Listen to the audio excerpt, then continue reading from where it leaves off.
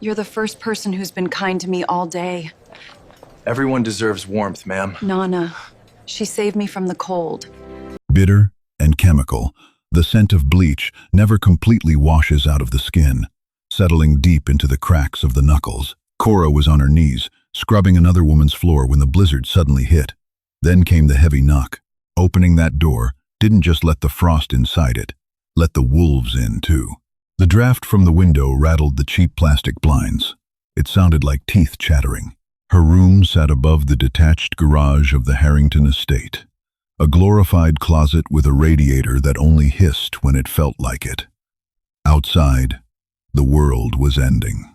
The radio in the main house had called it the storm of the decade before the power lines snapped around 8 p.m. Now, there was just the howl of the wind tearing off the lake, throwing sheets of ice against the glass.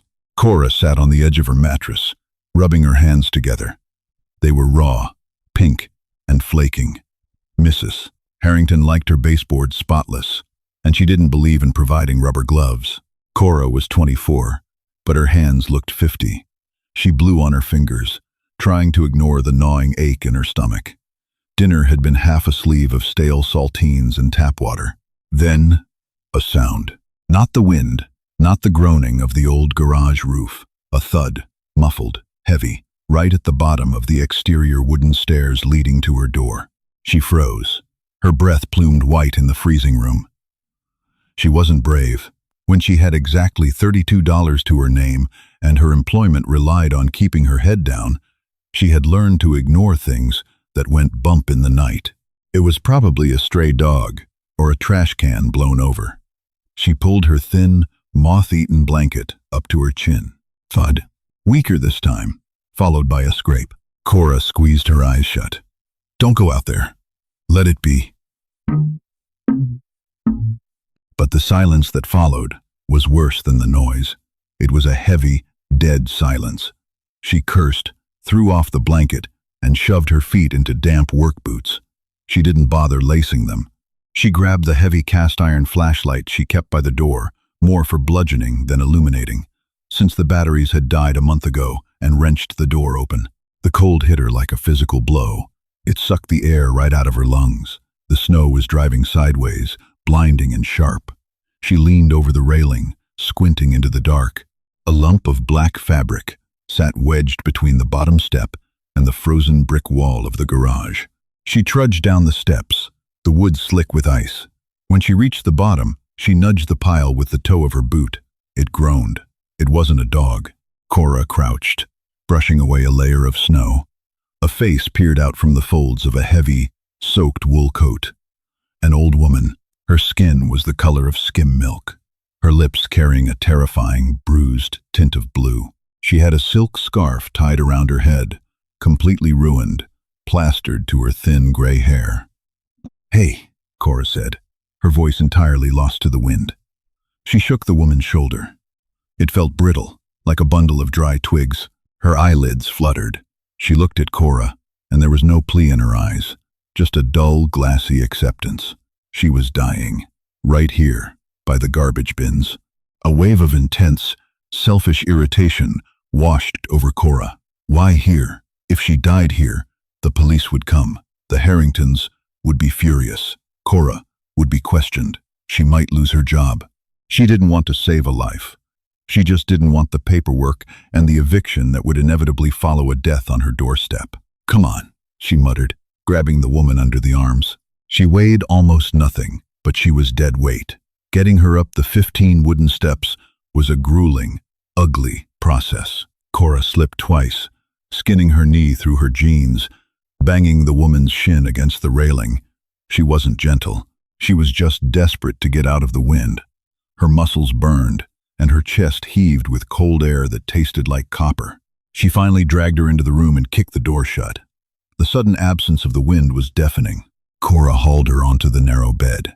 The woman was shivering so violently, her teeth were clicking together. Her coat was soaked through, smelling faintly of old mothballs, wet dog, and, oddly, very expensive peppermint oil. "You have to take this off," Cora said, her own teeth chattering now, too. Her clothes were damp, just from the brief excursion outside. The old woman didn't move. Her hands were curled into rigid claws. Cora stripped the coat off her, clumsy and rough. Underneath, the woman wore a tailored black dress that felt like silk, utterly impractical for the weather. Cora pulled off her ruined leather shoes. Her stockings were soaked. She dragged her only other blanket, a scratchy acrylic throw from the closet, and piled it on top of her. She wrapped her own blanket around the woman's shoulders.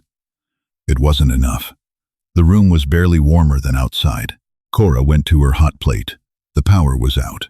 No hot water, no tea. She turned back to her. The woman looked like a corpse, waiting for a coffin. Cora sighed, an exhausted, defeated sound, and climbed into the bed beside her. It was awkward. It was deeply uncomfortable. Cora hated being touched, but body heat was all she had left. She wrapped her arms around the rigid frame, pulling the woman back against her chest, sandwiching her beneath the blankets.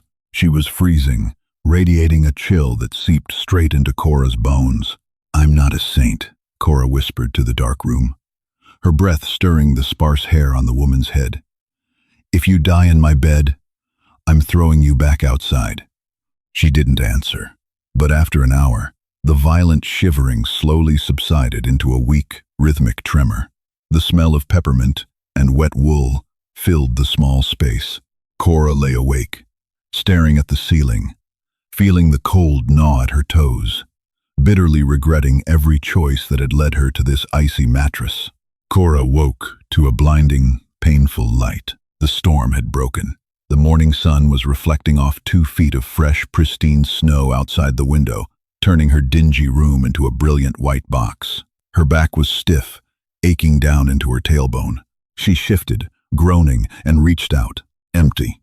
She sat up, pushing the static cling blanket off her face. The bed beside her was vacant. There was just a damp depression in the mattress and the lingering scent of peppermint. She looked around the room. Coat was gone. The ruined shoes were gone. The heavy latch on her door was flipped open. "You've got to be kidding me," Cora rasped, rubbing her gritty eyes. She walked to the door and looked out. The stairs were buried in snow, but there was a clear, dragged trail leading down and disappearing toward the main road. Relief, sharp and cold, hit her first. The woman wasn't dead. Cora wouldn't have to explain a corpse. Then came the irritation. Not even a thank you. She had frozen her ass off, risked frostbite, and shared her only bed with a stranger, and the woman had just ghosted. "Rich people," Cora muttered, noting the memory of the silk dress. She went to the sink, turned the tap, and got nothing. The pipes were frozen solid. Perfect.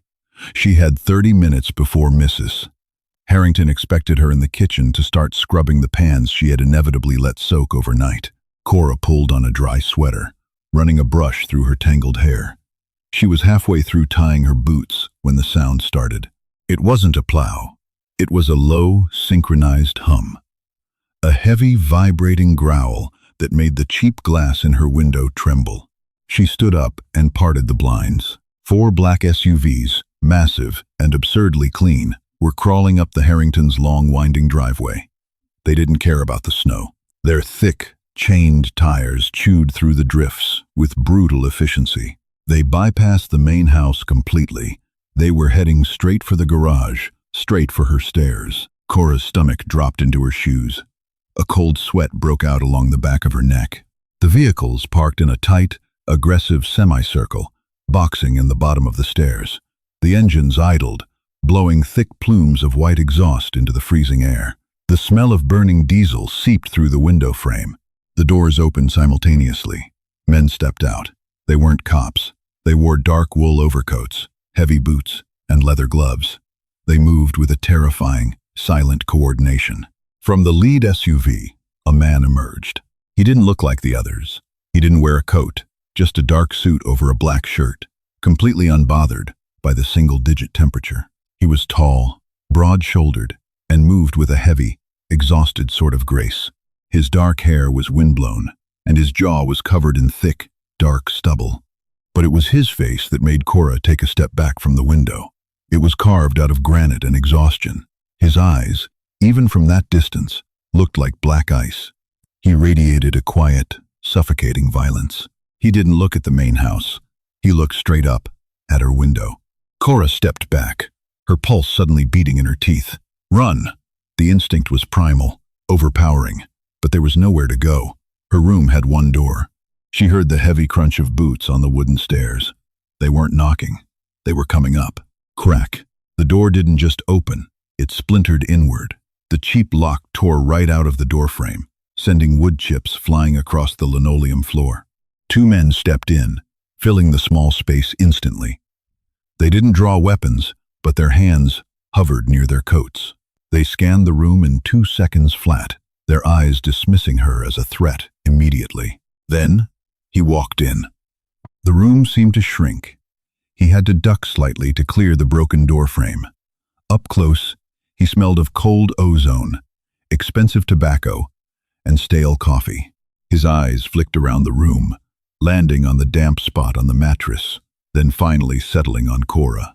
"Where is she?" His voice was a low, gravelly rasp. It wasn't a question. It was a demand that expected an immediate answer. Cora backed up until her spine hit the edge of the sink. "Where is who?" Her voice shook. She hated that it shook. He closed the distance between them in 2 strides. He didn't touch her, but he stood so close she could feel the cold radiating off his suit. He boxed her in, placing one large, leather-gloved hand on the counter beside her hip.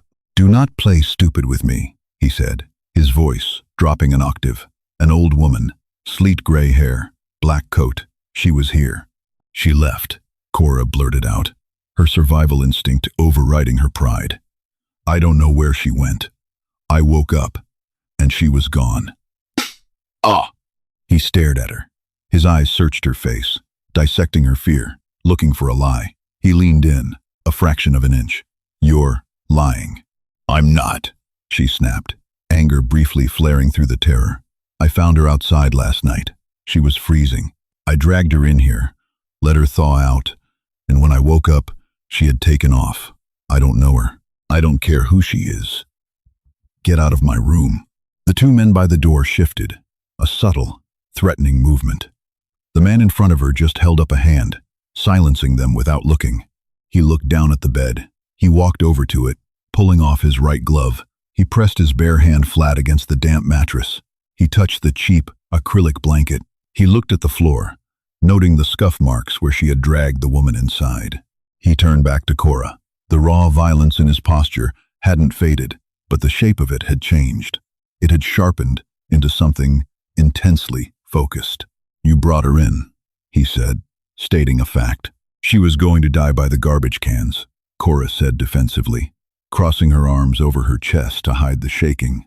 "I didn't want the cops asking questions." He stared at her for a long, agonizing moment.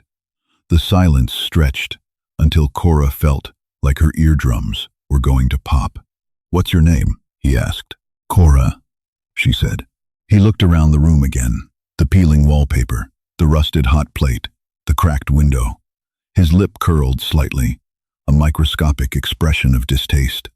"Pack your things, Cora," he said, turning back to the door. "You're coming with us." "I'm not going anywhere," Cora said. The words tasted like tin in her mouth. It was a bluff, and they both knew it. The man paused in the doorway. He didn't turn around entirely, just tilted his head, looking at her over his shoulder. "That wasn't a request," he said, his tone entirely devoid of inflection. "You can't just break into my room and kidnap me," she argued, gripping the edge of the sink behind her so hard her knuckles popped. "I work here. Mrs. Harrington will call the police." One of the men by the door actually let out a short, quiet scoff. The boss turned fully now. He reached into his inner jacket pocket. For a second, Cora stopped breathing, expecting a gun. Instead, he pulled out a thick, silver money clip, holding a wad of cash that made her eyes water. He tossed it onto the small, wobbly table in the center of the room. It landed with a heavy, substantial thud. "That will buy Mrs. Harrington's silence," he said. "And a new door. Pack." "Why?" Cora demanded, her voice cracking. "I told you. She left. I didn't hurt her. I gave her my only blanket." He stepped back toward her. She shrank back against the sink. He stopped a foot away. "Her name is Rosa," he said quietly. "She is my grandmother. She suffers from dementia. She wandered out of our compound yesterday afternoon before the storm hit. We have been searching for 16 hours. He paused, his jaw working as he swallowed whatever emotion was threatening to leak through his granite exterior. If she was outside during that storm, she would be dead. He looked at her, and for a fraction of a second, the ice in his eyes thawed into something dangerously intense. You kept her alive. Men in my world do not leave debts unpaid. You saved her. Now, I owe you. I don't want you to owe me, Cora said immediately. We're square. Just leave. Please. His expression hardened. You don't understand, Cora. You don't have a choice. Living here, he gestured to the squalor around them, working for whatever scraps the Harringtons throw you. That ends today. You are coming with me. You will be compensated. You will be protected. Protected from what? From the people who might realize you spent the night with the matriarch of the Vargo family, he said flatly. The name meant nothing to Cora, but the weight with which he said it sent a fresh spike of adrenaline through her veins. Vargo. It sounded heavy. It sounded like blood. I don't have anything to pack, she whispered, the fight draining out of her. It was true. She had 2 changes of clothes, a toothbrush, and a beaten-up paperback novel. Nothing worth carrying in one of those SUVs. Dominic Vargo looked at her, really looked at her. He took in her split knuckles, the faded, threadbare sweater, the way her boots were scuffed and patched with duct tape. Good, he said softly. Leave it all. He turned and walked out the door. The 2 men moved in, flanking her. They didn't touch her, but they didn't have to. The message was clear. Walk or be carried. Cora grabbed her jacket from the hook by the door. She didn't look back at the room. There was nothing to miss. When she stepped outside, the cold was biting, but the glare of the sun off the snow was blinding. At the bottom of the stairs, Mrs. Harrington was standing in her cashmere robe, her arms crossed, looking furious. She was flanked by her husband. What is the meaning of this? Mrs. Harrington screeched over the idling engines. Who are you people? Cora, get back inside immediately. The kitchen is a disaster. Dominic had stopped by the open door of the middle SUV.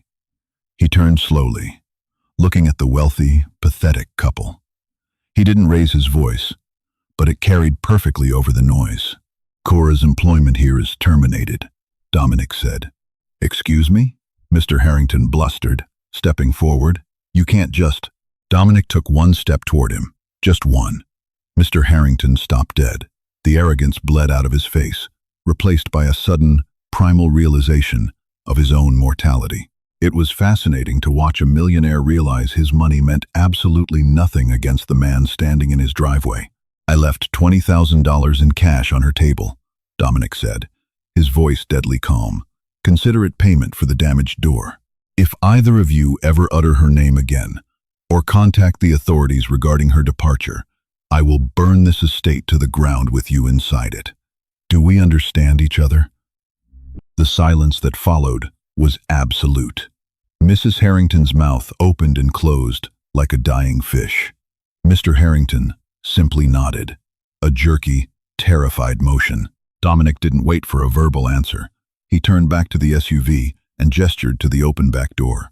Cora walked toward it, her legs feeling like lead. She climbed inside. The heat hit her instantly. It was intoxicating.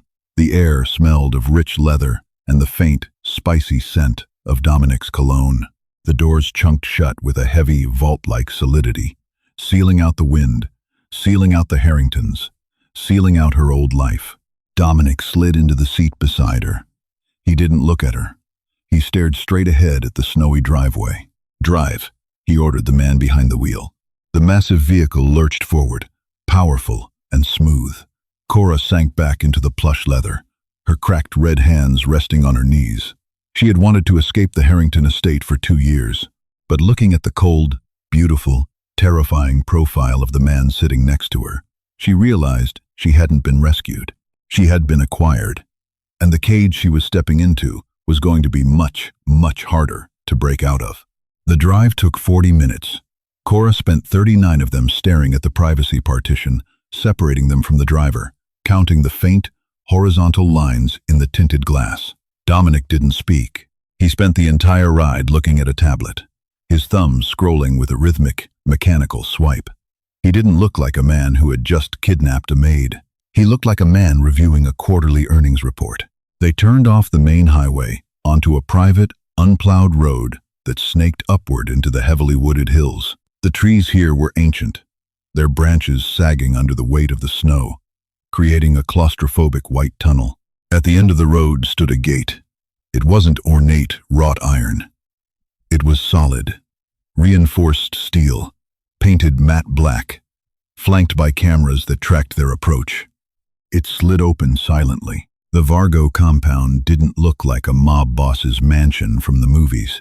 It looked like a modern fortress. It was an enormous, sprawling structure of dark stone, glass, and raw concrete built directly into the side of the mountain. There were no decorative fountains, no perfectly manicured topiaries, just aggressive, brutalist architecture that demanded obedience from the landscape. The SUV descended into an underground parking garage lit by harsh, industrial fluorescence. The warmth down here was heavy and artificial, smelling of hot rubber and motor oil. Dominic finally locked his tablet and looked at her. "Stay close." Cora didn't argue. When the door opened, she stepped out onto the pristine epoxy floor. Two men in suits were already waiting by a set of steel elevator doors. They didn't look at her. They looked exclusively at Dominic, offering short, synchronized nods. They rode the elevator in absolute silence. Cora's stomach did a slow, uneasy roll. She caught her reflection in the polished metal doors. She looked like a feral cat dragged out of an alley. Her hair was a static-filled bird's nest. Her cheap sweater was pilled and stained with old cleaning chemicals, and her jeans were stiff with dried snow. Standing next to Dominic, who looked meticulously sharp, despite his obvious exhaustion, the contrast was humiliating. The doors chimed and slid apart. They stepped out into a massive, open-concept living area. One entire wall was floor-to-ceiling glass, offering a dizzying, panoramic view of the snow-drowned valley below. The floors were dark, wide-plank hardwood. The furniture was low, expensive, and minimalist. It smelled like wood smoke, lemon polish, and old money. A woman in her 50s, wearing a sharp gray dress, hurried forward. Her face was tight with anxiety. "Mr. Vargo," she said, her voice dropping respectfully. "Rosa is asleep in her wing. The doctor has already been by. Her vitals are stable, though she is severely fatigued." Dominic let out a long, slow breath. The rigid line of his shoulders dropped a fraction of an inch. "Good. Thank you, Clara. This is Cora." Clara turned her gaze to Cora. Her eyes did a quick, clinical assessment, taking in her scuffed boots and raw hands. She hid her judgment well, but it was there, tucked neatly behind a polite smile. "Prepare the guest suite at the end of the East Hall," Dominic instructed. "Find her some clothes, something warm." "Of course," Clara said. Dominic looked down at Cora. "Clara will take you to your room. Shower, eat. Do not leave the East Wing." He didn't wait for her agreement. He turned and walked down a long corridor, his heavy footsteps muffled by a thick runner rug, disappearing behind a heavy oak door. "If you'll follow me, miss," Clara said. Cora followed her. The hallway seemed to stretch forever. The silence in this house was different from the silence in her room above the garage. That had been an empty, forgotten silence. This was a guarded, heavy silence. It felt like the air itself was holding its breath. Clara opened a door and stepped aside. Cora walked in and stopped dead. The room was bigger than the entire garage she had lived in. A massive king-sized bed dominated the space, piled high with thick down comforters and pillows. There was a sitting area with a velvet couch, a massive television, and another wall of glass looking out at the trees. "The bathroom is through there," Clara pointed. "I will bring you garments in 20 minutes. I will also have the kitchen send up a tray. Do you have any dietary restrictions?" "No," Cora managed to say. Her throat felt incredibly dry. Clara nodded and pulled the door shut behind her. The lock didn't click. Cora was alone, but she had never felt more trapped. She walked into the bathroom. It was a temple of white marble and brass. She turned on the shower, cranked the handle toward the red H, and stripped off her damp, sour-smelling clothes. Stepping under the spray was agony. The water was scalding, hitting her frost-nipped skin like thousands of tiny, burning needles. She gasped, leaning her forehead against the slick marble tile. Her hands and feet throbbed violently as the blood rushed back into the restricted capillaries. She stood there until the pain faded into a deep, bone-melting ache, watching the dirt and cheap soap wash off her skin and swirl down the brass drain. When she finally turned the water off, the mirror was entirely fogged over. She wiped a circle away with her towel. Her face looked pale, her eyes wide and shadowed with exhaustion. On the counter, Clara had left a stack of clothes. Thick, dark gray sweatpants, made of a material so soft it felt like liquid. A matching oversized hoodie, and a pair of thick wool socks. They weren't tailored to her, they were clearly meant for a man, probably grabbed from a spare closet, but they were clean, and they smelled like cedar. Cora put them on. The heavy fabric engulfed her. She rolled up the sleeves and walked back into the bedroom. A silver tray sat on the small table by the window. There was a bowl of thick, steaming stew, half a loaf of crusty bread, and a glass of water. Her stomach cramped violently at the smell. She didn't sit down. She stood over the table, tearing the bread with her hands, dipping it into the rich broth, eating with a desperate, animalistic urgency. It was the best thing she had tasted in 3 years. She finished every drop, wiped her mouth with the back of her hand, and sat on the edge of the massive bed. The adrenaline crash hit her like a physical weight. Her eyelids felt filled with sand. She lay back against the pillows. She told herself she was only going to rest her eyes for a minute. She needed to figure out a plan. She needed to figure out how to get her $32 from her old room. She was asleep before she could finish the thought. Cora woke to the faint sound of a door unlatching. She bolted upright, her heart hammering against her ribs, the heavy fog of sleep instantly shattering. The room was dark. The sun had set, plunging the valley outside the window into a sea of blackness. A figure stood in the doorway, silhouetted by the dim light of the hallway. "I apologize," a raspy, fragile voice said. Cora reached over and flicked on the bedside lamp. It was Rosa. She was wearing a long, pristine white nightgown, her gray hair brushed back and braided neatly. She looked vastly different from the half-dead woman Cora had dragged out of the snow. The bruising tint was gone from her lips, replaced by a pale pink, but her eyes still held that glassy, untethered look. She shuffled into the room, leaning heavily on a wooden cane. "I thought this was Anna's room," she murmured, looking around in confusion. "They moved the furniture again. They always move the furniture." Cora stood up slowly, keeping her hands visible. "It's Cora. I'm visiting." Rosa stopped. She squinted at her, leaning forward slightly. Then, a soft, brilliant smile broke across her wrinkled face. "Maria," she breathed. "Oh, Maria, look at you. You look so tired, child. Did the bakery keep you late again?" Cora's chest tightened. The urge to correct her was entirely overridden by the pure, unadulterated affection in her voice. She hadn't been looked at like that since her mother died. "Yes," she lied softly. "The bakery was very busy today." Rosa walked over to her. She reached out with a trembling hand. Cora flinched, an automatic reaction to sudden touch, but forced herself to hold still. The older woman's fingers were dry and cool against her cheek. "You work too hard," Rosa whispered. "You have flour in your hair." She patted Cora's shoulder, her touch impossibly gentle. "Come, sit with me. My grandson is working, always working. He forgets how to breathe, that boy." Cora let her lead her to the velvet couch. They sat side by side.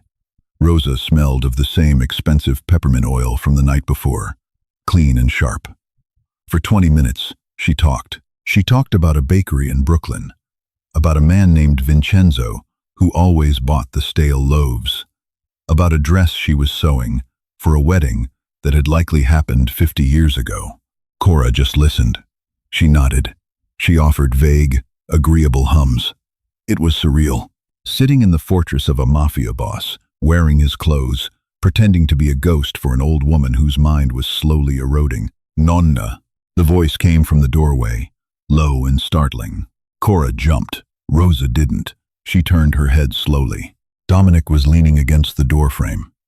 He had shed his suit jacket and tie. His collar was unbuttoned, his sleeves rolled up to his forearms, revealing a network of dark, intricate ink trailing up his skin. The exhaustion on his face was even more pronounced in the dim light. He didn't look at Cora. He looked entirely at his grandmother. "Dominic," Rosa said, her voice immediately losing the warm, conversational tone she'd used with Cora. She sounded smaller, confused. "I was just talking to Maria." Dominic stepped into the room. He moved with slow, deliberate care, completely altering his predatory stride so as not to startle her. He knelt in front of the couch, resting his hands on her knees. "Maria had to go home, Nana," he said gently. The gravel in his voice had smoothed out completely. It was a voice used to coaxing frightened animals. "It's late. Clara is looking for you. It's time for your medication." Rosa frowned. "But she just got here." "I know." Dominic finally looked up at Cora. His dark eyes were unreadable, but they lacked the cold hostility from the garage. "Thank her for visiting, and let's go back to your room." Rosa patted Cora's knee. "Go home, Maria. Rest." "I will," Cora whispered. Dominic stood, gently gripping the older woman's elbow, supporting her weight as she leaned heavily on her cane. He guided her out of the room with an infinite, agonizing patience. When he returned 10 minutes later, Cora was standing by the window, looking out at the black glass. She saw his reflection approach behind her. He stopped 3 feet away, close enough that she could smell the faint trace of whiskey on his breath. "She has vascular dementia," he said to the glass. "There are good days and bad days. Yesterday was a very bad day. She circumvented the security protocols on the south door. It won't happen again." "Why are you telling me this?" Cora asked, crossing her arms. "Because you spent 3 hours sharing a frozen mattress with her," he replied. "You earned an explanation." She turned around to face him. The oversized hoodie hung off her frame, making her feel ridiculous, but she forced her chin up. "I don't want an explanation. I want to know when I can leave." Dominic shoved his hands into his pockets. "You can't." Anger, hot and sudden, flared in Cora's chest. "You said you brought me here to protect me. From what? The Harringtons' gossip? I can take a bus to another state. I don't need your protection." "It's not the Harringtons I'm worried about, Cora," he said her name slowly, testing the syllables. "My family is currently in the middle of a rather aggressive renegotiation of territories in the city. Our enemies knew Rosa was missing. They had spotters watching the main roads. We found 2 men watching the perimeter of the Harrington estate this morning." Her breath hitched.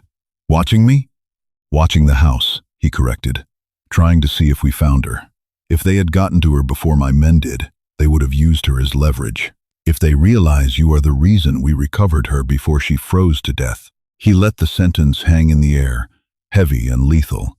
"They will view you as an asset to my family, and they will use you to punish me. I'm a maid," she said, her voice rising in panic. "I scrub floors. I'm a nobody. You intervened in my affairs," Dominic said flatly. "In my world, that makes you a somebody. Until the current conflict is resolved and the rival factions are neutralized, you remain here. How long? A month? Maybe 2. "I have a life," Cora shouted, the sheer absurdity of the situation breaking her restraint. "I have a job. Well, I had one. I have rent. You can't just press pause on my existence because your Mafia rivals might notice me." Dominic took a step forward. The air between them instantly felt charged, thick with an electric tension that made the hair on her arms stand up. Cora instinctively backed into the glass of the window. He didn't touch her. He leaned in, his face inches from hers. She could see the faint pulse beating at the base of his throat. "You lived in a freezing box, Cora," he said, his voice dropping to a harsh whisper. "You were starving. Your hands are bleeding from chemical burns. Don't romanticize the life I pulled you out of." "It was mine," she hissed back. refusing to look away from his black eyes. It was miserable, but it was mine. I controlled it. Now I'm just a pet in a cage. Dominic stared at her. The anger in his expression slowly fractured, replaced by a dangerous, quiet curiosity. He looked at her mouth, then up to her eyes. "No," he said softly. "Pets don't look at me like they want to stab me in the throat." He pulled back, restoring the distance between them. The sudden absence of his heat made Cora shiver. "The kitchen will provide your meals," he said, turning toward the door. "The eastern wing is yours. Do whatever you want to pass the time. But if you try to run, my men will catch you before you reach the main road. And if they don't, the men watching the tree line will." He paused at the door, his hand on the brass handle. "I pay my debts, Cora. You kept the only thing I love in this world breathing. I will keep you breathing, whether you like the cage or not." He walked out, pulling the door shut. Cora stood by the window for a long time, listening to the wind howl against the reinforced glass. The smell of peppermint and cedar lingered in the air. She looked down at her hands. The skin was still cracked and raw, but they were warm. For the first time in years, they were entirely warm. She walked over to the bed, pulled back the heavy down comforter, and crawled in. She didn't cry.